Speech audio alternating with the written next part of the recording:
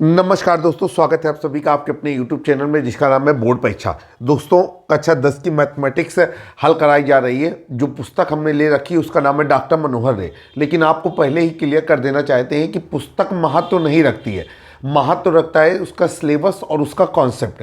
तो आज जो अध्याय चलने जा रहा है उसका नाम है समांतर श्रेणी।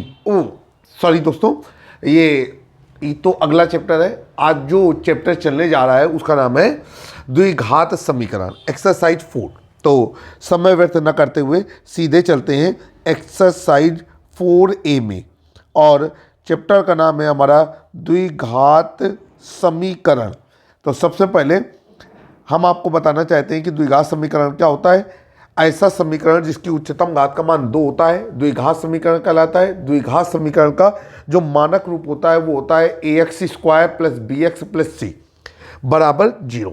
और द्विघात समीकरण के जो दो मूल होते हैं उनको आप मानक रूप के आधार पर अल्फा और बीटा मान करके हल कर सकते हैं। ठीक है, द्विघात समीकरण के दो मूलों का मतलब होता है कि जब द्विघात समीकरण को हल किया जाता है तो उस द्विघात समीकरण के दो उत्तर निकलते हैं। चलिए भाई, अब समय बर्बाद नहीं करेंगे, क्वेश्चन नंबर एक्सरसाइज 4A के क्वेश्चन नंबर 1 की ओर चलेंगे। देखिए क्वेश्चन नंबर 1 क्या कह रहा है। यहाँ पर क्वेश्चन नंबर 1 हमने नोट किया। क्वेश्चन नंबर 1 कह रहा है कि जो नीचे समीकरण दिए गए हैं उनमें आपको बताना है कि कौन कौन से समीकरण द्विघात समीकरण हैं और कौन से द्विघात समीकरण नहीं है। चलिए भाई, हल करते हैं। पहला समीकरण हमको दिया गया है z प्लस, यहाँ पर हम लोगों ने लिखा समीकरण, ये लिखा हुआ है z+1 का whole square is equal to 2 bracket में z-3। देखिए सवाल जो हमने आपको देखा तो एक पक्ष पे z लिखा हुआ है और एक पक्ष में x लिखा हुआ है। मेरे ख्याल से जो ये बुक है या जहाँ से भी मैं ये सवाल को देख करके बता रहा हूँ वहाँ पे टाइपिंग एरर है।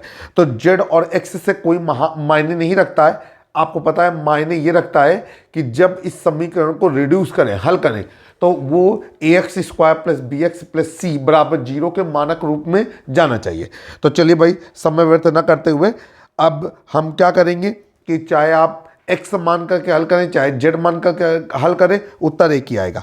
तो जब कोई इस तरीके का समीकरण दिया होता है कि वो क्रिटिकल फॉर्म में हो तो हम उसको रिड्यूस करते हैं, सरल करते हैं। तो नीचे हम लोग लिखते हैं z+1 का whole square is equal to 2 bracket में z-3 गुणा, ये फार्मूला यहाँ पर लग रहा है, फार्मूला लगाएंगे, बगल में आप फार्मूला लगा करके दिखाएंगे a प्लस बी का whole square is equal to a² plus b² plus 2ab। आगे चलेंगे, अब क्या हो जाएगा, ये हो जाएगा आपका z² plus 1 plus 2z is equal to 2z-6। अब आगे हल करेंगे, ये हो जाएगा z², ये देखिए 2z दोनों तरफ धनात्मक चिन्ह से है, ये कट जाएगा और ये हो जाएगा z² प्लस 1 और प्लस 6 इज इक्वल टू 0 और ये हो जाएगा z² plus 7 is equal to 0। अब अगर आप इसको गौर से देखते हैं तो हम पाते हैं कि ये ax² plus bx plus c के मानक रूप में है और इसकी जो चर पद आया हुआ है z, उसकी उच्चतम घात का मान भी 2 है। तो जैसे कि ये समीकरण लिखा हुआ है z² प्लस 7, तो आप इसके लिए जो मानक रूप है वो मान सकते हैं az² plus bz plus c is equal to 0। और यहाँ पर जो z वाला पद है या z का जो गुणांक वाला पद है वो नहीं दिया गया है। तो यहाँ पर लिखेंगे कि आंसर में दिया गया समीकरण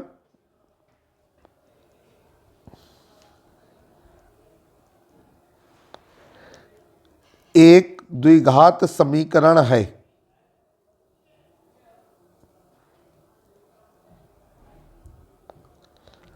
ठीक है, तो जब भी कोई समीकरण आपको दिया गया होगा, जब तक कि आप उसको रिड्यूस करके सरल न कर लें, आप बिल्कुल भी तय न करें कि वो द्विघात समीकरण है या नहीं है। चलिए भाई, क्वेश्चन नंबर 2 की ओर चलते हैं। क्वेश्चन नंबर 2 क्या कह रहा है, आपको एक समीकरण फिर दिया गया है, उस समीकरण को हम नोट करते हैं। समीकरण कह करके क्यों लिख रहे हैं, क्योंकि अभी ये द्विघात समीकरण के रूप में नहीं है। तो ये हो जाएगा x² minus 2x is equal to -2 bracket में 3 - x। चलिए भाई सॉल्व करते हैं। एक बार फिर से हमने इसको लिखा x square minus 2x is equal to -2 bracket में 3 minus x, x square minus 2x -2 का अंदर गुणा करेंगे तो ये हो जाएगा -6 प्लस 2x। अब x square minus 2x plus 6 is equal to 0, और जब इसको सजातीय पदों को लेते हुए हल कर देंगे तो ये हो जाएगा x square minus 4x plus 6 is equal to 0। अब देखिए जो समीकरण आपने बनाया दिए गए समीकरण से रिड्यूस करके, वो A X square plus B X plus C बराबर 0 के मानक रूप में, अर्थात इस समीकरण की जो उच्चतम घात है, जो इस पे चर पद आया है, उसकी उच्चतम घात का मान 2 है। तो नीचे लिखेंगे कि या समीकरण की उच्चतम घात का मान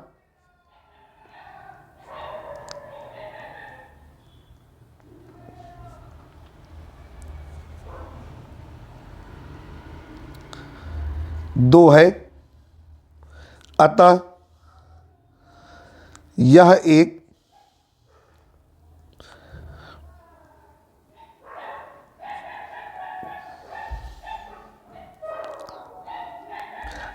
द्विघात समीकरण है। ठीक है, अब हम लोग चलते हैं क्वेश्चन नंबर 3 की ओर। क्वेश्चन नंबर 3 में क्या कहा जा रहा है, यहां पर दिया गया है समीकरण है x minus 2 x plus 1 is equal to x minus 1 और x प्लस 3। आपको बताना है कि ये समीकरण द्विघात समीकरण है या नहीं है। समीकरण को हमने इस तरीके से लिखा, x minus 2 x plus 1 is equal to x minus 1 और x प्लस 3। चलिए भाई अंदर गुणा करेंगे, सबसे पहले इन दोनों पदों को आपस में गुणा करेंगे तो ये हो जाएगा आपका x square minus 2x plus x minus 2 is equal to, इधर हो जाएगा x square minus x plus 3x minus 3। इधर देखिए एक्स स्क्वायर से एक्स स्क्वायर कट गया, अब जो बचा उसको हम रिड्यूस करेंगे, ये हो जाएगा minus x minus 2 is equal to, ये हो जाएगा आपका 2x माइनस 3। अब ये हो जाएगा आपका minus x minus 2x minus 2 plus 3 is equal to 0, और ये हो जाएगा minus 3x plus 1 is equal to 0। आगे कुछ करना नहीं है, हम यहाँ पर देख रहे हैं कि जो चर पद आया हुआ है x, उसकी जो उच्चतम घात है वो 1 है, अतः ये द्विघात समीकरण नहीं है। ठीक है, और अगर हम कहना चाहें तो ये रैखिक समीकरण है, लेकिन अध्याय है द्विघात समीकरण। तो यहाँ पर लिखेंगे कि आंसर में कि समीकरण की उच्चतम घात का मान 2 नहीं है,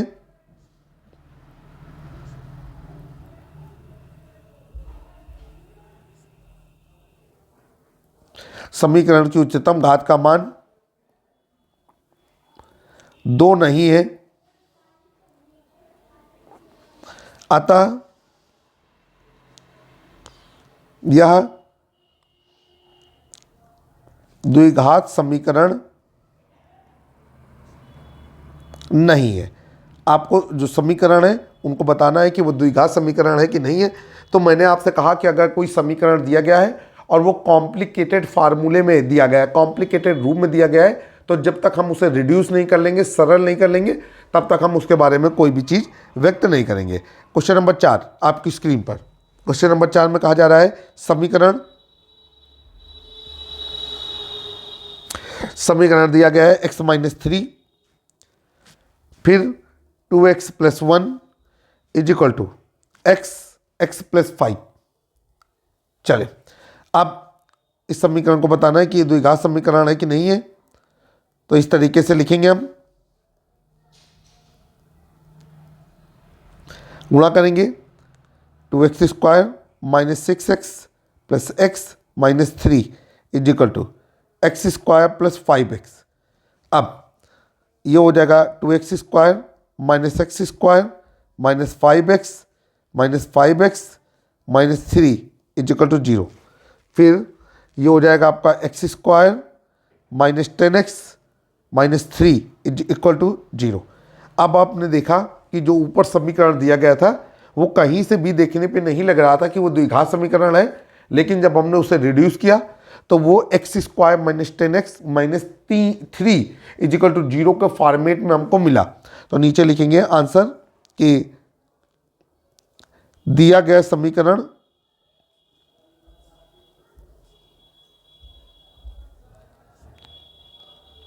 एक द्विघात समीकरण है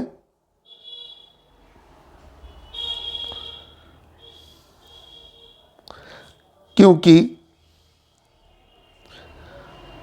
समीकरण की उच्चतम घात का मान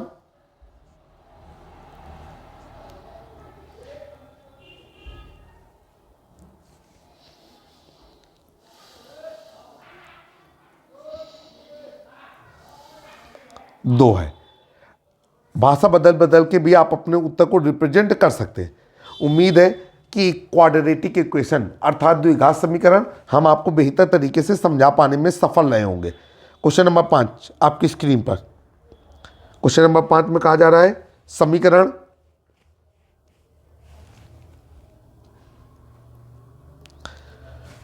हमको दिया गया है x square plus 3x plus 1 is equal to x minus 2 का होल स्क्वायर। अब आपको बताना है कि ये द्विघात समीकरण है कि नहीं है। तो हमने इसको लिखा x square plus 3x plus 1 और ये हो गया एक्स माइनस 2 का होल स्क्वायर। बगल में फार्मूला लगा दिया। फार्मूला हो गया a माइनस बी का whole square is equal to A square plus B square minus 2ab और ये हो गया हमारा x square plus 3x plus 1 is equal to x square plus 4 minus 4x। X square से x square cancel हो गया। यहीं से क्लियर हो गया कि ये द्विघात समीकरण नहीं रह गया, क्योंकि अब जो चर पद बचे हैं उसकी उच्चतम घात का मान 2 ना हो करके 1 है। तो ये हो जाएगा आपका 3x plus 4x is equal to ये हो जाएगा 4 माइनस 1 और ये हो जाएगा 7x इज इक्वल टू 3 और हम इसको लिख सकते हैं 7x minus 3 is equal to 0 या फिर हम इसको x इज इक्वल टू 3/7 लिख सकते हैं। तो नीचे लिखेंगे कि आंसर समीकरण की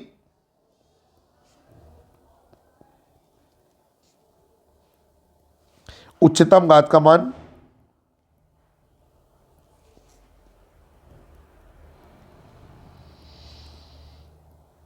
दो नहीं है, अतः समीकरण कमा लगा देंगे द्विघात समीकरण नहीं है।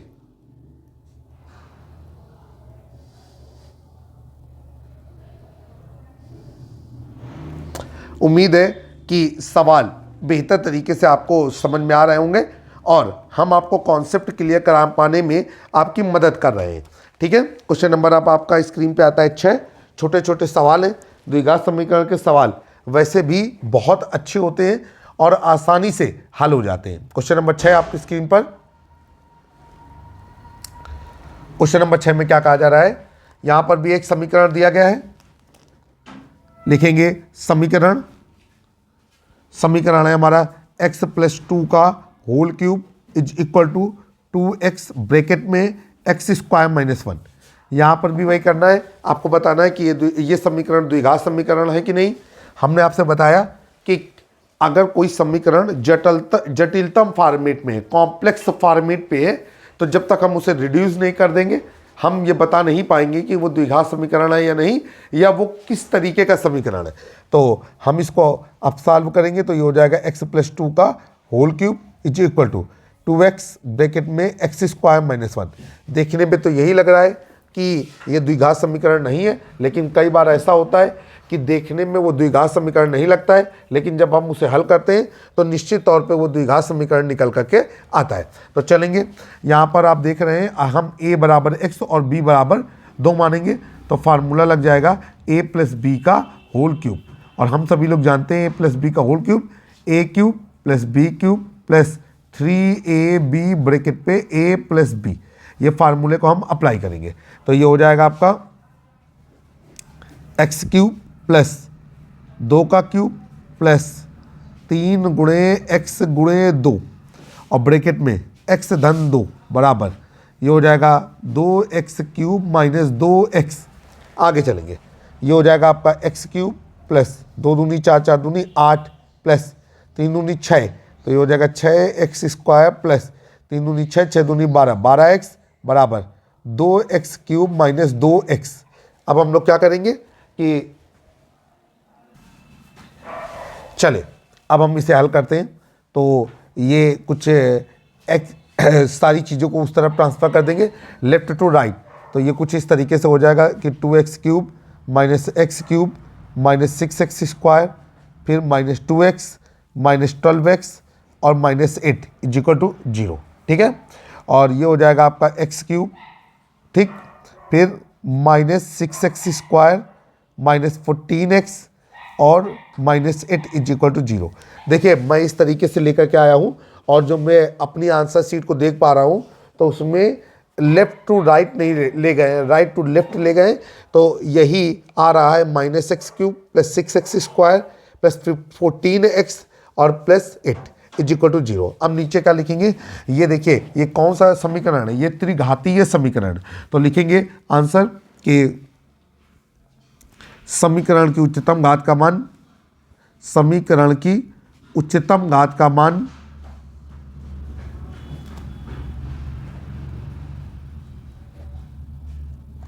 दो नहीं है, अतः यह द्विघात समीकरण नहीं है।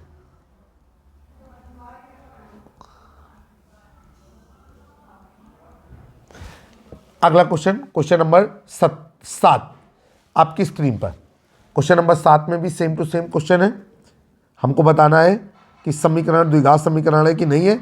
इंट्रोडक्शन अच्छा होना चाहिए। हमने लिखा समीकरण, समीकरण, और ये है आपका x cube minus 4x² minus x plus 1 is equal to x minus 2 का होल क्यूब। आपको बताना है कि द्विघात समीकरण है कि नहीं है।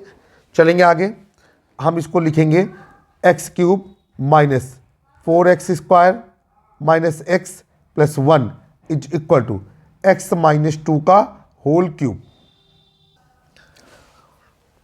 अब हम सवाल को आगे प्रोसीड करेंगे। हम यहाँ पर देख रहे हैं कि राइट हैंड साइड पर x माइनस 2 का होल क्यूब लिखा हुआ है, तो हम a बराबर x माने और b बराबर 2, तो ये फार्मूला को कवर करेगा। यहाँ पर साइड में फार्मूला लगा देंगे a माइनस बी का होल क्यूब बराबर a cube minus B cube minus 3ab bracket में a माइनस बी। ठीक है, चलिए आगे चलते हैं। तो ये क्या हो गया हमारा, ये हो गया x cube minus 4x² minus x plus 1 is equal to x cube minus 2 का cube minus 3 into x into 2, और ये हो जाएगा एक्स माइनस 2।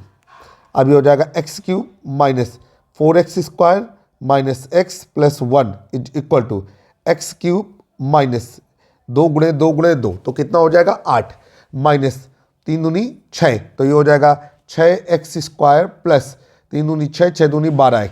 अब देखिए भाई एक्स क्यूब से एक्स क्यूब कट गया, और ये हो जाएगा minus 4x² plus 6x² minus x minus 12x plus 1 plus 8 is equal to 0। अब ये हो जाएगा आपका 2x² minus 13x plus 9 is equal to 0। अब आप देख रहे थे कि ऊपर से कहीं पर भी ये नहीं लग पा रहा था कि यह द्विघात समीकरण है, लेकिन जब इसे पूरा हल करते हुए हम नीचे तक आए तो हमको पता चला कि यह द्विघात समीकरण है। तो यहाँ पर लिखेंगे आप आंसर, आंसर पे आप वो बात मेंशन करेंगे कि समीकरण की उच्चतम घात का मान 2 है, समीकरण की उच्चतम घात का मान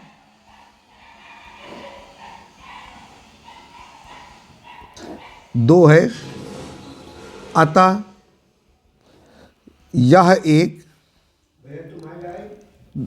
द्विघात समीकरण है, यह एक द्विघात समीकरण है। इस तरीके से क्वेश्चन नंबर 7 जो है हमारा कंप्लीट हो गया। अब हम लोग चलते हैं क्वेश्चन नंबर 8 की ओर। क्वेश्चन नंबर 8 आपकी स्क्रीन पर कहा जा रहा है समीकरण है 2x minus 1 x minus 3 is equal to x plus 5 और x माइनस 1। आपको बताना है कि ये द्विघात समीकरण है कि नहीं है। आइए हम इसको हल करने की कोशिश करते हैं। तो ये हो गया हमारा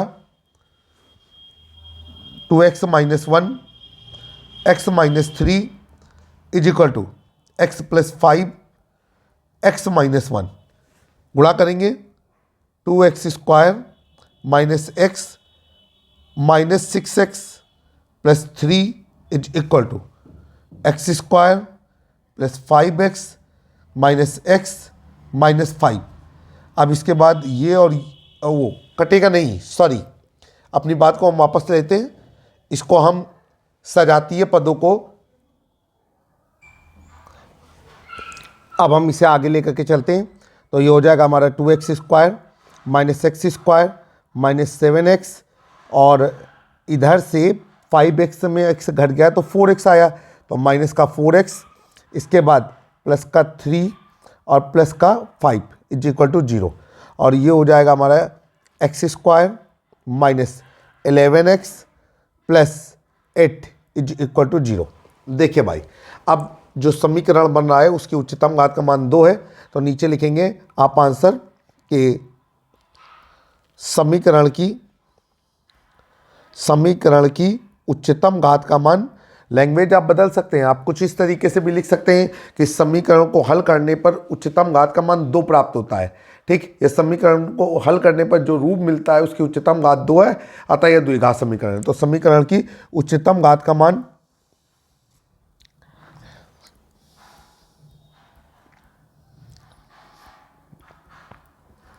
2 है, अतः यह एक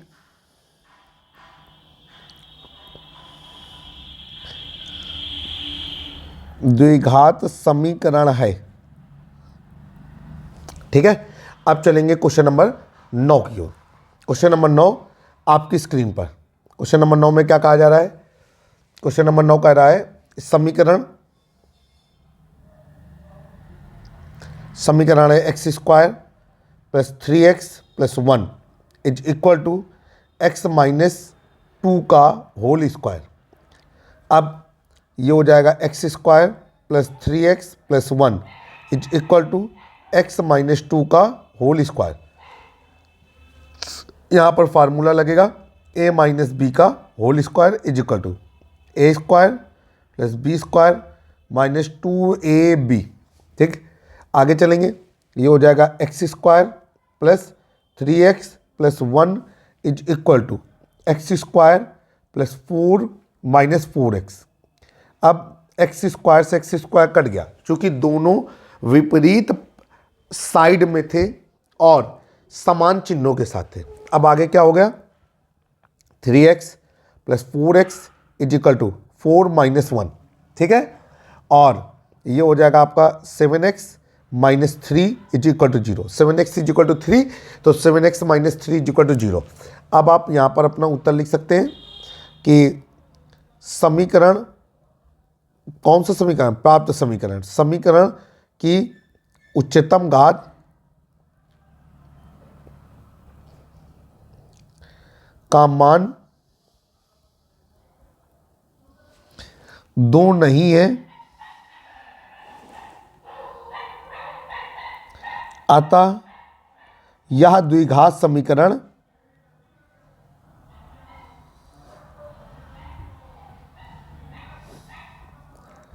नहीं है। ठीक है, समीकरण की उच्चतम घात का मान 2 नहीं है, अतः यह द्विघात समीकरण नहीं है। उम्मीद है कि सवाल समझा पाने में समर्थ है। Question number 10। अब क्वेश्चन नंबर 10 का जो है वो प्रारूप बदल गया है। क्या कह रहा है कि 2 क्रमागत धनात्मक पूर्णांकों का गुणनफल 306 है। हमें पूर्णांकों को ज्ञात करना है और आपसे कह रहा है कि आप सिर्फ अभीष्ट द्विघात समीकरण क्या होगा वो बताइए। हल नहीं करना, आपको सिर्फ अभीष्ट द्विघात समीकरण बताना है।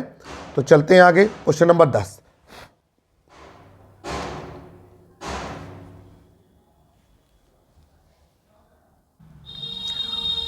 तो क्वेश्चन नंबर 10 में आपको केवल द्विघात समीकरण बनाना है आपसे कह रहा है कि दो क्रमागत धनात्मक पूर्णांकों का गुणनफल 306 है, हमें पूर्णांकों को ज्ञात करना है, तो आप द्विघात समीकरण बताइए।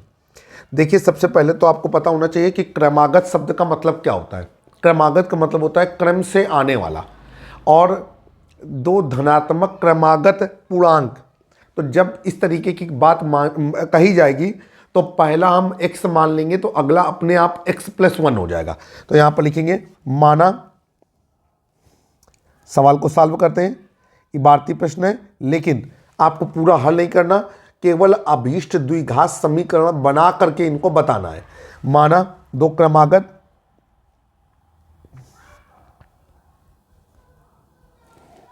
धनात्मक पूर्णांक क्रमशः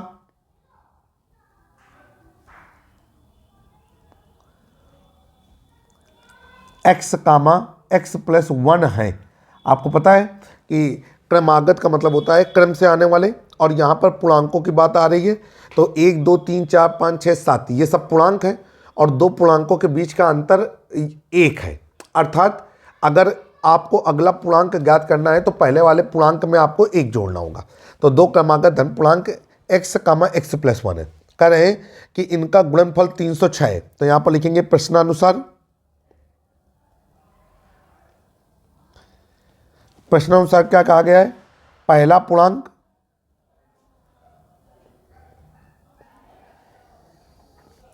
गुणे दूसरा पूर्णांक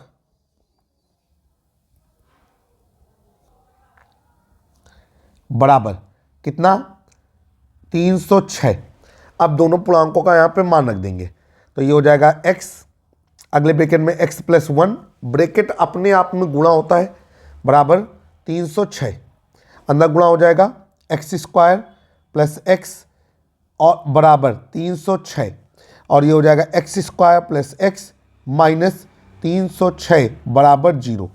अब यही यहाँ पर आंसर लिखेंगे, यही अभीष्ट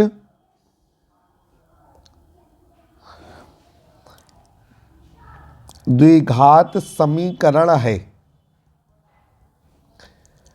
और ये चूंकि पहला अध्याय है, यहाँ पर हमसे छोटे छोटे सवालों को पूछ रहा है, आगे चल कर के इन्हीं इबारती प्रश्नों को पूरा पूरा हल करा करके भी देखेगा, तो उस समय हम इस पर भी चर्चा करेंगे। लेकिन अगर आप हल करना चाहें तो आपको बताना चाहेंगे कि x² का गुणांक है 1, 1 का आप 306 के साथ गुणा करेंगे, 306 आएगा। 306 के ऐसे दो फैक्टर करेंगे जिन्हें घटा देने पे 1 आ जाए, तो 306 के ऐसे दो फैक्टर होंगे 18 और 17। इस तरीके से अगर हम इसे हल करना चाहें तो जो समीकरण बनेगा वो हो जाएगा x² + 18x - 17x - 306 बराबर 0। फिर आप कॉमन लेने वाली प्रक्रिया कर लेंगे, जैसे कि आप द्विघात बहुपद में किया करते थे। क्वेश्चन नंबर 11,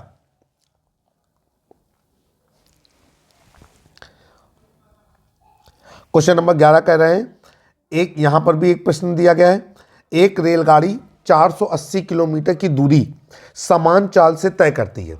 यदि उसकी चाल 8 किलोमीटर प्रति घंटा कम होती तो वह उसी दूरी को तय करने में 3 घंटे अधिक समय लेती। रेलगाड़ी की चाल क्या होगी। आपसे कह रहा है हल नहीं करना, आपको सिर्फ समीकरण बनाना है।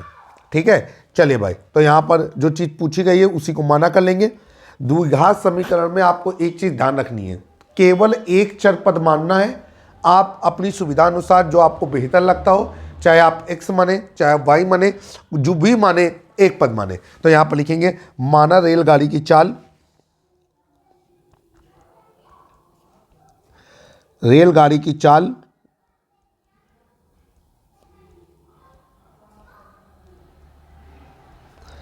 x किलोमीटर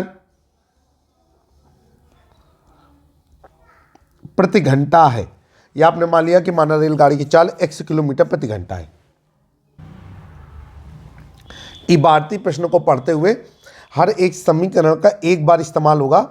अब यहाँ पर क्या कर रहा है कि दूरी दी गई है 480 किलोमीटर, ठीक है, और चाल घटाई जा रही है, और ऐसी स्थिति में जो समय ज़्यादा लग रहा है उसका ब्यौरा दिया जा रहा है। तो आप समझ गए पूरी तरीके से, इस सवाल के कॉन्सेप्ट को समझ जाना चाहिए कि हमको दोनों स्थितियों में जो लगने वाला समय है, जब चाल ज़्यादा थी और जब चाल घटा करके कम कर दी गई, उन दोनों ही समय को हमको निकालना है और जो उसके बीच का डिफरेंस है 3 घंटे का, उसी को हमको प्रश्न की शर्त बनानी है। तो चलेंगे यहाँ पर लिखेंगे कि रेलगाड़ी द्वारा, सवाल हल हो रहा है आपका, केवल हमें द्विघात समीकरण देना है। रेलगाड़ी द्वारा 480 किलोमीटर की दूरी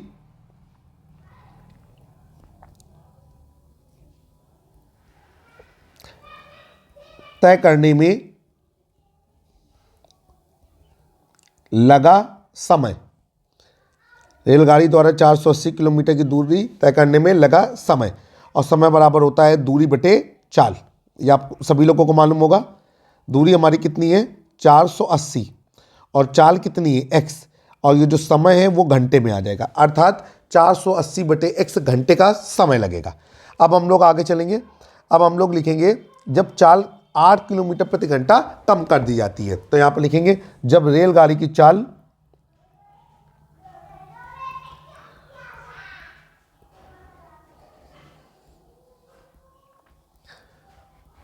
8 किलोमीटर प्रति घंटा कम कर दी जाती है,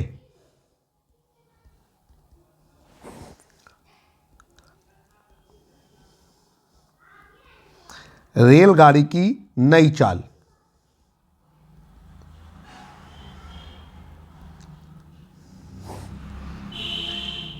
चलिए भाई, अब रेलगाड़ी की नई चाल क्या हो जाएगी, पुरानी चाल में 8 किलोमीटर प्रति घंटा घटा दिया तो ये हो जाएगा x-8 किलोमीटर पर आवर। इस तरीके से भी हम लिख सकते हैं km/h। चलिए भाई आगे, यहाँ पर लिखेंगे नई चाल द्वारा, नई चाल द्वारा 480 किलोमीटर की दूरी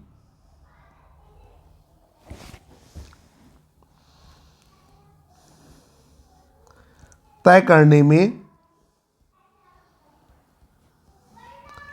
लगा समय। समय का वही फार्मूला लगेगा, दूरी बटे चाल। दूरी अभी भी 480 है और चाल कितनी है x-8, और इकाई हमने क्या लगा दिया, घंटा। तो भाई दोनों ही समय निकल आया। कहा जा रहा है कि ऐसा करने से 3 घंटे ज़्यादा समय लेगी। आप गाड़ी के बारे में बेहतर जानते हैं कि जब गाड़ी की चाल घटा दी जाएगी तो दूरी तय करने में समय ज़्यादा लगने लगेगा। तो यहाँ पर लिखेंगे समय का अंतर, या प्रश्नानुसार जो भी आपको बेहतर लगे।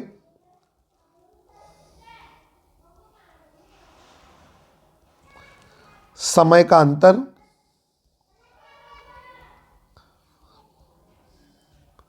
बराबर 3 घंटा।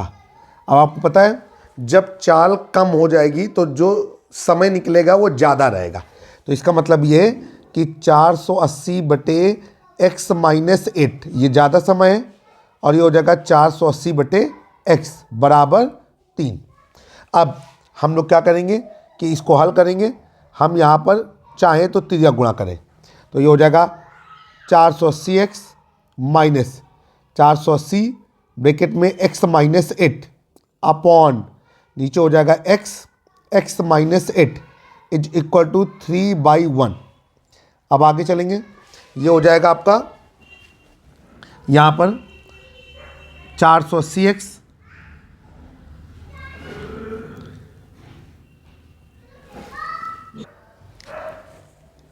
माइनस 480x प्लस 480 में 8 का गुणा होगा तो आ जाएगा 3840 बटे नीचे x² minus 8x is equal to 3/1।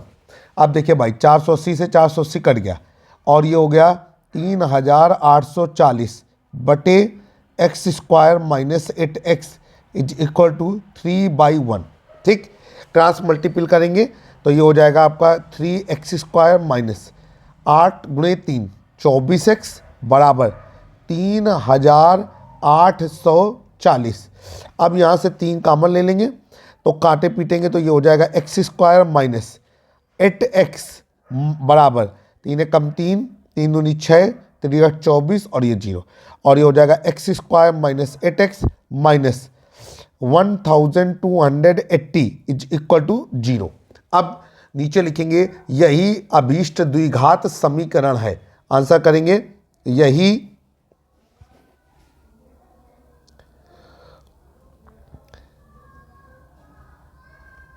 अभीष्ट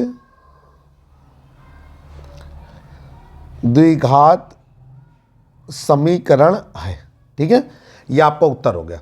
अच्छा, आपको और भी बताना चाहते हैं कि सवाल में जितना पूछा जाए सिर्फ उतना ही बताना बेहतर रहता है। इस सवाल में आगे नहीं पूछा गया है।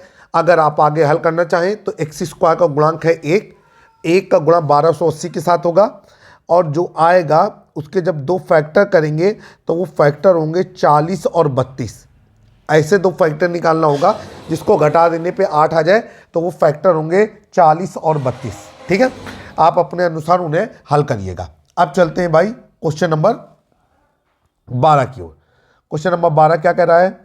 कह रहे हैं यहाँ पर कि एक आयताकार भूखंड, आपको पढ़ना है, किताबें आपके पास होगी, नहीं है तो बोर्ड परीक्षा यूट्यूब चैनल हर एक सवाल बोल करके बताएगा, और आगे आने वाले कुछ समय पे आपको हमारे डिस्क्रिप्शन पे इस एक्सरसाइज का जो लिंक है वो गूगल ड्राइव लिंक है, जिस पे आप अध्याय को प्राप्त कर सकते हैं, वो भी उपलब्ध करा दिया जाएगा। क्वेश्चन नंबर 12 कहा जा रहा है एक आयताकार भूखंड, भूखंड मतलब कोई जमीन का टुकड़ा, और का क्षेत्रफल 528 वर्ग मीटर है। क्षेत्रफल की लंबाई मीटर में है, चौड़ाई भी मीटर में है। कह रहे हैं कि लंबाई चौड़ाई के दोगुने से एक अधिक है। भूखंड की लंबाई और चौड़ाई ज्ञात करनी है। आप अभीष्ट समीकरण बनाइए। ठीक है, अब देखिए क्या करना है हमें कि लंबाई चौड़ाई के दोगुने से एक अधिक है, तो यहां पर लिखेंगे माना, क्या मानना होगा? चौड़ाई को माना आयताकार भूखंड की चौड़ाई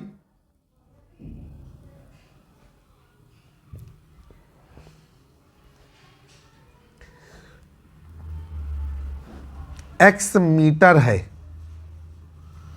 इसलिए आयताकार भूखंड की लंबाई।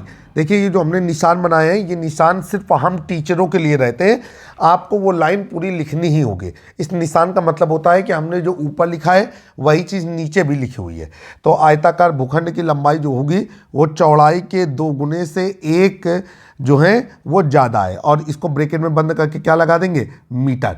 अब देखिए क्या कर रहा है? कह रहा है आयताकार भूखंड का क्षेत्रफल, तो क्षेत्रफल वहां पर बताया गया है, तो इसका मतलब ये है कि हमें जो डाटा दिया गया है हमें भी क्षेत्रफल कैलकुलेट करना होगा। यहां पर लिखेंगे इसलिए आयताकार भूखंड का क्षेत्रफल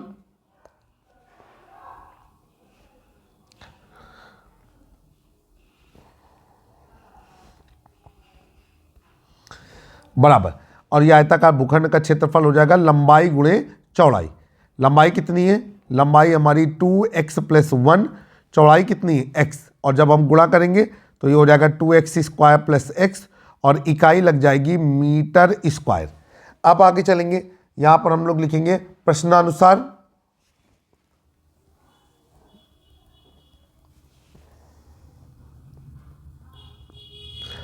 आयताकार भूखंड का क्षेत्रफल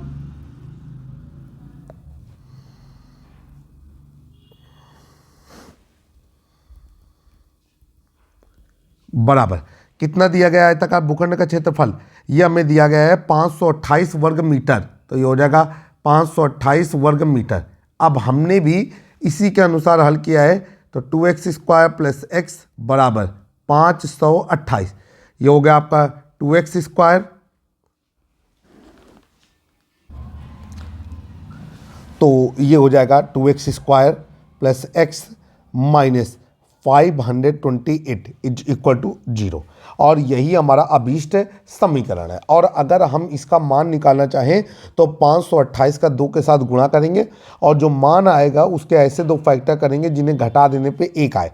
तो जो गुणनफल के बाद उसका मान निकालेंगे जिनको घटाने के बाद 1 आएगा वो 33 और 32 है। लेकिन हमें आगे करने की ज़रूरत नहीं है, हमसे जितना पूछा गया है हम उतना ही काम करेंगे। आगे के एक्सरसाइज में जब इबारती प्रश्नों को हल करने की बात आएगी उस समय हम ये ज़रूर काम करेंगे। तो नीचे लिखेंगे आंसर कि यही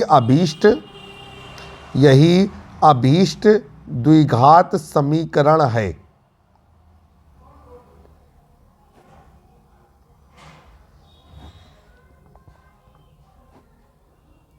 यही अभीष्ट द्विघात समीकरण। अब चलेंगे क्वेश्चन नंबर हमारा 13। क्वेश्चन नंबर 13 आपकी स्क्रीन पर देखिए क्या कहा जा रहा है, जरा समझने की बात है। कह रहे हैं कि रोहन की माँ उससे 26 वर्ष बड़ी है और उनकी आयु वर्षों का गुणनफल अब से 3 वर्ष पश्चात में इस बाद में 360 हो जाएगा। रोहन की वर्तमान आयु ज्ञात कीजिए। चलिए भाई, जो चीज़ हमको निकालनी है उसी को माना कर लेंगे। माना रोहन की वर्तमान आयु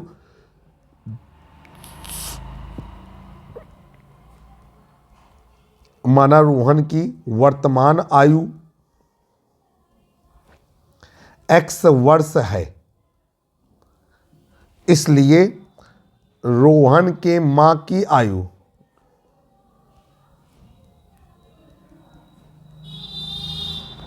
अब क्वेश्चन में कह रहा है कि रोहन की मां उससे 26 वर्ष बड़ी है, तो रोहन की आयु में हमने 26 जोड़ दिया और इकाई क्या लगा दिया, वर्ष। आगे चलेंगे। अब कह रहे हैं कि उनकी जो आयु है उनका गुणनफल 3 वर्ष पश्चात 360 होगा। तो सबसे पहले 3 वर्ष पश्चात दोनों की आयु निकालनी होगी। तो यहां पर लिखेंगे 3 वर्ष पश्चात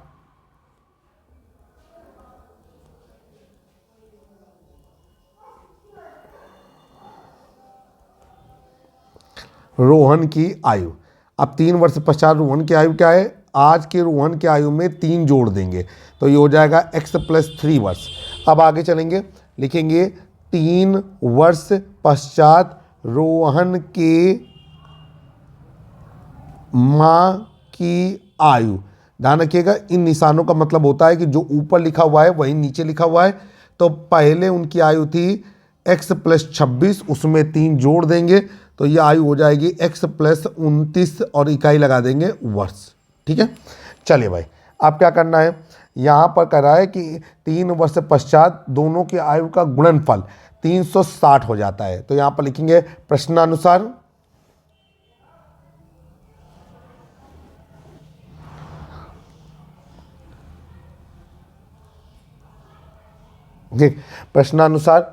क्या हो जाएगा कि x + 3 × x + 29 = 360। अब हम आगे चलेंगे, गुणा करेंगे तो ये हो जाएगा x² + 3x + 29x + 87 = 360। ये हो जाएगा x² + 32x + 87 - 360 = 0।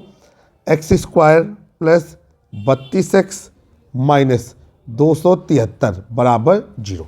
अब यही वो अभीष्ट द्विघात समीकरण है, हल करने की ज़रूरत नहीं है, जितना पूछा गया है उतना ही काम करेंगे। आंसर लिखेंगे कि यही अभीष्ट द्विघात समीकरण है। तो उम्मीद है कि आपको जितना भी बताया वो भली बात ही समझ में आया होगा। एक्सरसाइज 4A का हमने एक ही वीडियो में समापन कर दिया है। अगले वीडियो में आप एक्सरसाइज 4B को देख सकते हैं। जल्द ही एक नए वीडियो में फिर से मुलाकात होगी। तब तक के लिए जय हिंद, जय भारत। मैं आपका दोस्त और होस्ट इमरान।